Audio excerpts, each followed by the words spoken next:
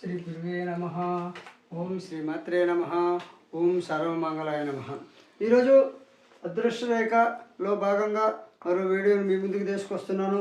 నచ్చితే లైక్ చేయండి, షేర్ చేయండి, సబ్స్క్రైబ్ చేయండి. ఇప్పుడు ఈ అదృష్ట రేఖ అనేటువంటిది ఇది ఆయుష్ రేఖ, ఇక్కడ మణిబంధ రేఖలు ఉంటాయి. ఇది ఆయుష్ రేఖ, ఇది బుద్ధి రేఖ.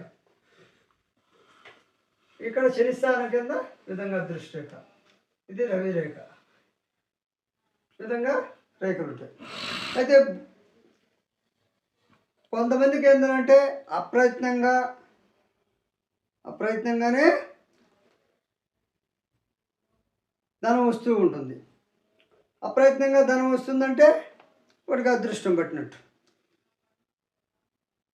అదేవిధంగా అప్రయత్నంగా ఎలా వస్తుంది ధనము?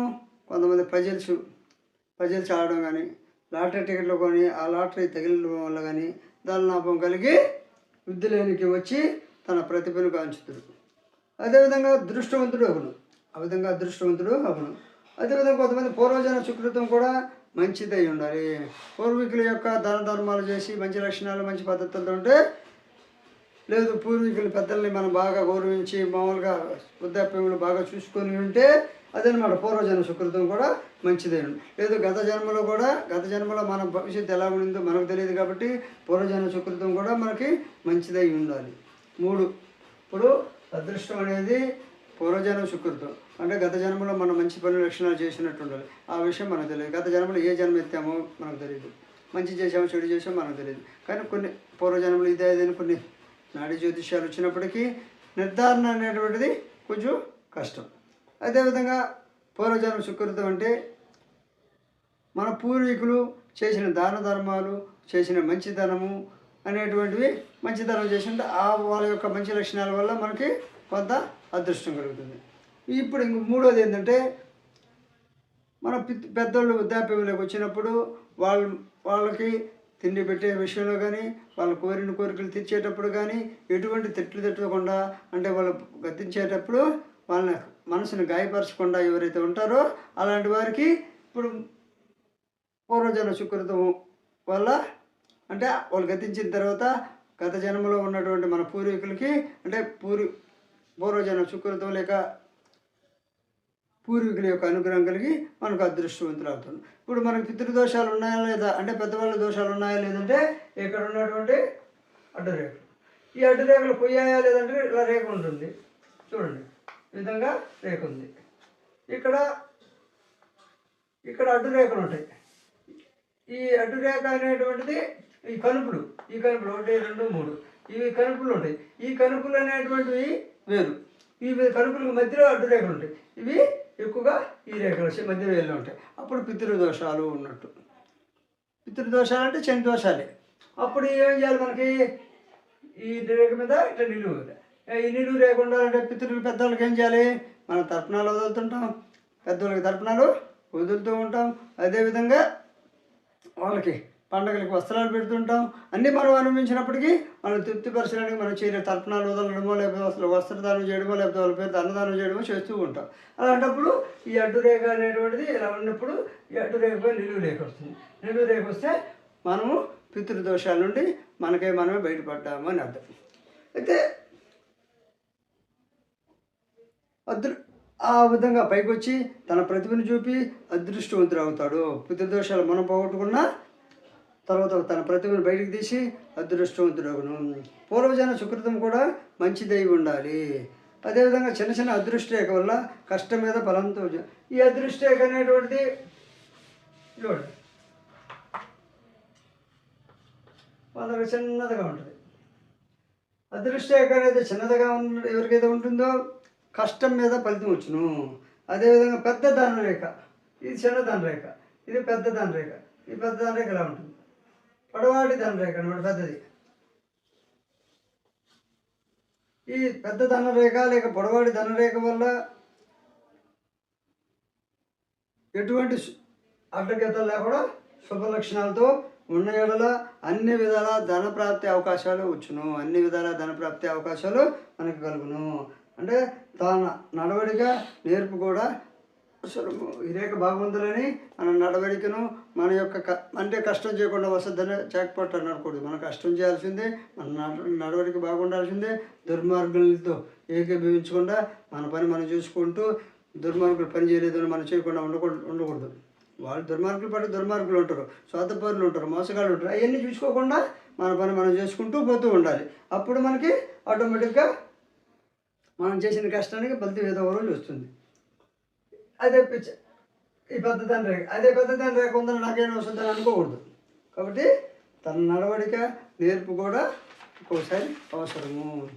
అదేవిధంగా ఉత్సాహము, సాహసము, ధైర్యము, బుద్ధి, శక్తి, పరాక్రమము, ఈ 6 గుణ సంపత్తులు. ఈ 6 ఉత్సాహము, సాహసము, ధైర్యం, బుద్ధి, శక్తి, పరాక్రమం అనే ఈ 6 గుణ సంపత్తులు గలవారు నాయకత్వం వహించుదురు. ఈ 6 గుణ సంపత్తులు ఎవరికైతే ఉంటాయో వారు నాయకత్వం వహిస్తారు.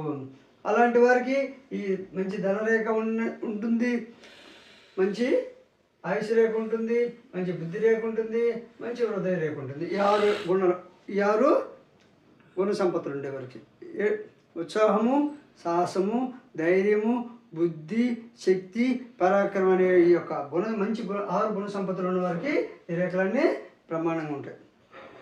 అదేవిధంగా అలా ఈ విధంగా ఉన్నవాళ్ళు ఏదో ఒక సంస్థకు అధికారిగా కానీ ప్రజాహితమైన పనుల్లో కానీ ఉంటారు. అధికారిగా కానీ ఉంటారు, లేదా ప్రజలకు మంచి చేసే పదవుల్లో కానీ ఉంటారు. బుద్ధి చాతుర్యం ఉంటుంది, విజ్ఞానవంతుడుగా ఉంటాడు. అదేవిధంగా చంద్రస్థానంలో నుండి ధనరేఖ బయలుదేరిన ఈ ధనరేఖ అనేటువంటిది అందరికీ ఇది చంద్రస్థానం. మణిపూర్ రేఖలో ఈ చంద్రస్థానం నుంచి ఒకవేళ ధనరేఖ ఇలా చూడండి, ఇది చంద్రస్థానం. ఒక్కోసారి ఎలా అయినా పోవచ్చు, లేకపోతే ఈ అంచు కూడా చంద్రస్థానం ఎలా అయినా పోవచ్చు. ఈ చంద్రస్థానం నుంచి ధనరేఖ ఎవరికైతే బయలుదేరుతుందో, చంద్రస్థానం నుండి ధనరేఖ ఎవరికైతే బయలుదేరుతుందో, అయితే అదృష్ట రేఖ బయలుదేరితే అలాంటి వ్యక్తికి అదృష్ట రేఖ ఉండి గురుస్థానము, గురువేలు అంటే ఈ విధంగా చంద్రస్థానం ధనరేఖ బయలుదేరిన వారు వారికి అదృష్ట రేఖ అని చెప్పవచ్చు. అంటే గురుస్థానము, ఇది గురుస్థానము, ఈ గురువేలు గురు వ్యక్తి, గురుస్థానం గురువేలు బాగుండి గురువు వ్యక్తి అయినా రాజకీయాల్లో శాసనసభల యందు అంటే ధనరేఖ ఉండాలి, ఈ యొక్క గురువేలు బాగుండాలి, గురుస్థానం బాగుండాలి, అతను గురు వ్యక్తి అయి ఉండాలి. గురు వ్యక్తి కూడా అయి ఉంటే రాజకీయాలలో శాసనసభల్లో మంచి పేరు ప్రఖ్యాతులు పొందుదురు. అదేవిధంగా విదేశీ సంస్థలు, కంపెనీలు, విదేశాల్లో లేదు విదేశీ సంస్థలు కంపెనీలు స్థాపించి, విదేశాల్లో కూడా సంస్థలు స్థాపించి కంపెనీలు స్థాపించి విశేష ధనార్జన చేయుదురు. అదేవిధంగా బుధస్థానము బాగున్నా, అదేవిధంగా దీంతో పాటు ఈ బుధస్థానం అనేటువంటిది బుధస్థానం అంటే చిటికిన వేలు కింద ఈ బుధస్థానము ఎటువంటి అడ్డంకులు లేకుండా చెడు గుర్తులు లేకుండా బాగున్న ఎడల వ్యాపారమున యందు తన శని వ్యక్తి బుధస్థానం బాగున్న వ్యాపారం నందు శని వ్యక్తి అయినా వ్యాపారం నందు మరియు శని వ్యక్తి కూడా అయి ఉన్నా వ్యాపారం నందు మరియు శని వ్యక్తి కూడా అతను అయి ఉన్న గ్రంథరచనలు చేదురు. లోహ సంబంధమైన పౌండరీలు స్థాపించి లాభప్రాప్తి పొందుదురు. అనేక మందికి జీవనోపాధి కలిగించి బుధస్థానం బాగుండి ఈ ధనరేఖ విధంగా ఉంటాయి లాభప్రాప్తి పొందుదురు. అదేవిధంగా అనేక సంస్థల్లో పనిచేసైనా ఆ రీత్యా జీవనోపాధిని పొందుదురు. అదేవిధంగా శని స్థానంలో ధనరేఖ చేరిన ఈ రేఖ అనేటువంటిది ఎక్కడ బయలుదేరినప్పటికీ ఇలా వచ్చింది. ఇలా రేఖ బయలుదేరి శని స్థానంలో ఎవరికైతే ధనరేఖ బయలుదేరుతుందో విజ్ఞానవంతుడుగా లలిత కళల యందు మంచి పేరు ఆ రీత్యా జీవితం గడుచును. లలిత కళ యందు కూడా మంచి పేరు సంపాదించి ఆ మంచి పేరు రీత్యా జీవితం గడుపుచుందురు. అపార ఔన్నత్యం కలుగును, చిత్రకళా నైపుణ్యం కలుగును, దేశ విదేశాల యందు కూడా ప్రఖ్యాతులు గడించి విదేశీ భాగ్యములను విదేశీ భాగ్యాన్ని కూడా అనుభవించును. ఈ విధంగా ప్రథమ రేఖలు శీర్షర ఉదయ ఆత్మరేఖలు ఏ మూడింట్లో ఏది లోపించినా అంటే ఇప్పుడు ఈ ప్రథమ రేఖలు అంటే ఈ ఆయుష్ రేఖ, ఈ బుద్ధి రేఖ,